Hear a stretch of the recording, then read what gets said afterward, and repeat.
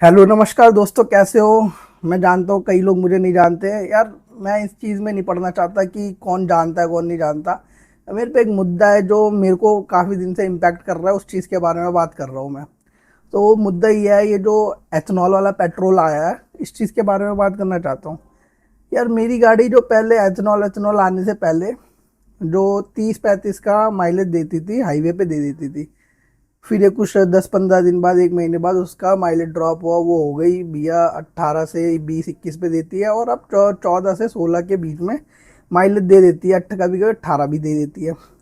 लेकिन अगर एथनॉल आने से ऐसा मतलब माइलेज ड्रॉप हो रहा है, तो इसका मतलब इम्पैक्ट इंजन पे कहीं ना कहीं इम्पैक्ट पड़ तो रहा ही है, ये तो नो डाउट।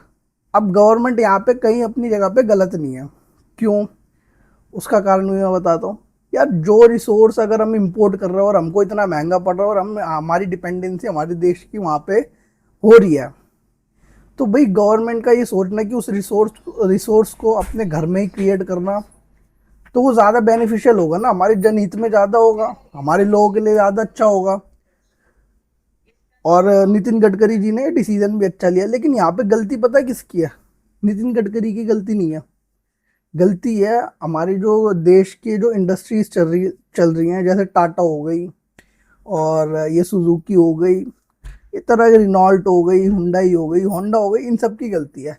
जब गवर्नमेंट ने ऐसी पॉलिसी रिलीज कर दी है कि भैया अब पेट्रोल पंप पे E10 E20 या फिर E85 जैसे पेट्रोल मिलेंगे, तो ये तो आपकी रिस्पॉन्सिबिलिटी बनती है ना, कि भैया गाड़ियों के इंजन को उसी तरीके से दोबारा मॉडिफाई करो, सब्सिट्यूट करो, कुछ ना कुछ तो करो, ताकि जो आपका कंज्यूमर है, आपका कस्टमर है, उसको कोई फर्क ना पड़े। गवर्नमेंट तो लोगों के हित में कभी ना कभी, कहीं ना कुछ करती ही रहेगी।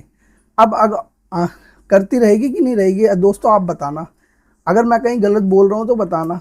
इसमें नितिन गडकरी क्या, उसका थॉट प्रोसेस बहुत सही था कि भैया जो पेट्रोल मैं बाहर से खरीद रहा हूँ, वो अगर मैं घर में बना लूँ, उस चीज़ की मिक्सिंग कर दूँ, और वो हमारे लोगों को सस्ती पड़े, तो ये तो बहुत, इससे बढ़िया चीज़ ही नहीं थी कोई, है ना। गलती तो इंडस्ट्रीज की है ना। अब जैसे मान लो कोई कस्टमर है, उसके पास है हीरो की बाइक।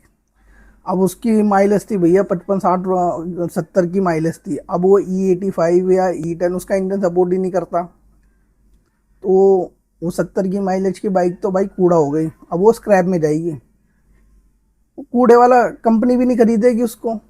तो इंडस्ट्री वालों को कुछ करना चाहिए था ना, कि भैया उस इंजन में ये मॉडिफिकेशन या इस पार्ट को चेंज कर दो, तो क्या बोलते हैं भैया, कुछ ना कुछ हो सकता है, और जुगाड़ करके हम लोग गाड़ियों को आगे चला सकते हैं। इससे क्या होता है कि हमारे देश की जनता पे ना इम्पैक्ट भी नहीं आता, है ना।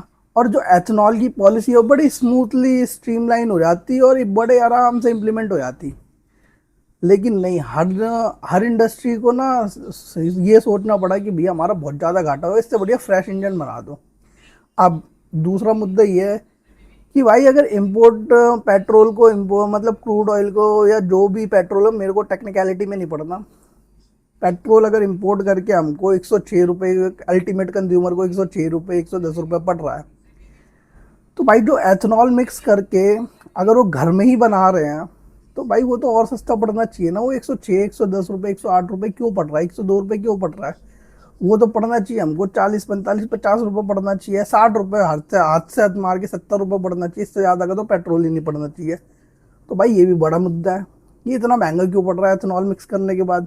और वो भी E85 अगर इम्प्लीमेंट कर रहे हैं, तो वो तो बहुत सस्ता होना चाहिए ना। वो तो ऐसा होना चाहिए कि भाई 35-40 रुपये का रेट होना चाहिए उसका। नहीं, गलत बोल रहा हो तो आप बताओ। क्योंकि 85% एथनॉल मिक्सिंग में से आपने रिसोर्स को बहुत अच्छे तरीके से ब्लेंड किया, मॉडिफाई किया, पता नहीं क्या किया, लेकिन आपका मतलब वो प्योर पेट्रोल तो नहीं है। अब ये उस तरीके से ले लो, जैसे आप घर में अगर आप बाहर जाते हो मैगी खाने, तो आपको 40-50 रुपए की पड़ती है, लेकिन आप घर में ही बना रहे हो मैगी, तो आपको 20 रुपए की पड़ती है ना। तो अब हम उस रिसोर्स को घर में ही बना रहे, तो सस्ती तो पड़नी चाहिए, ऐसा तो नहीं इतनी महंगी। तो फिर तो वर्थ इट नहीं है ना, फिर तो आप पेट्रोल को इम्पोर्ट ही कर लो। आपको एक याद, क्योंकि हमारे जो एथनॉल बनेगा वो भी हमारे रिसोर्सेज से ही तो बनेगा, वो भी तो लिमिटेड है, रिसोर्स भी तो लिमिटेड है। आप डिपेंडेंसी वहां से हटाने के चक्कर में आप हमारे रिसोर्स भी मतलब यूटिलाइज नहीं कर रहे हो ठीक से। अगर वो रिसोर्स खत्म होने के कगार पे आ गए तो आपकी डिपेंडेंसी दोबारा क्रिएट हो जाएगी। आप पूरा फुल फ्लेज प्लान भी नहीं लेके आ रहे हो और वहां से फुल फ्लेज डिपेंडेंसी हटाना भी नहीं चाह रहे हो। तो ये थोड़ी गड़बड़ है ये चीज़। मतलब मैं वैसे गवर्नमेंट ऑफ इंडिया के साथ हूँ कि आपने जो पॉलिसी लेकर आए हो उसमें थोड़े कुछ सुधारों की ज़रूरत है, या जो भी ज़रूरत है मुझे नहीं पता। बहुत अच्छी टीम होती है, बड़े बड़े आईएएस ऑफिसर्स बैठे होते हैं इन सब चीज़ों में, तो वो सब इम्प्लीमेंट करते हैं ये सब चीज़ें। और काफ़ी बहुत मीटिंग्स होने के बाद, बहुत रिसर्च करने के बाद ये सब चीज़ें लाई जाती है, और बहुत डिस्कशन होने के बाद ये अल्टीमेट कंज्यूमर के हाथ में आती है। तो ये सब आप बढ़िया जानते हो, अल्टीमेट कंज्यूमर को इससे फ़र्क पड़ता है, मुझे भी फ़र्क पड़ता है, और जो आप देश की जनता है उसको भी फ़र्क पड़ता है कि भाई अगर जो चीज़ घर में बन रही है तो वो चीज़ तो सस्ती होनी चाहिए, इतना महंगा होने का कोई मतलब बनता ही नहीं है। ओके, नमस्कार दोस्तों। तो आप इस वीडियो को यहीं पे एंड करते हैं, क्योंकि बातें तो बहुत सारी है लेकिन बातें इतनी करेंगे तो दिक्कत हो जाएगी ना। तो अगर मैंने बातें सही करी है तो भाई कमेंट में कुछ कमेंट करिएगा, और लाइक सब्सक्राइब तो करना बनता है। धन्यवाद दोस्तों।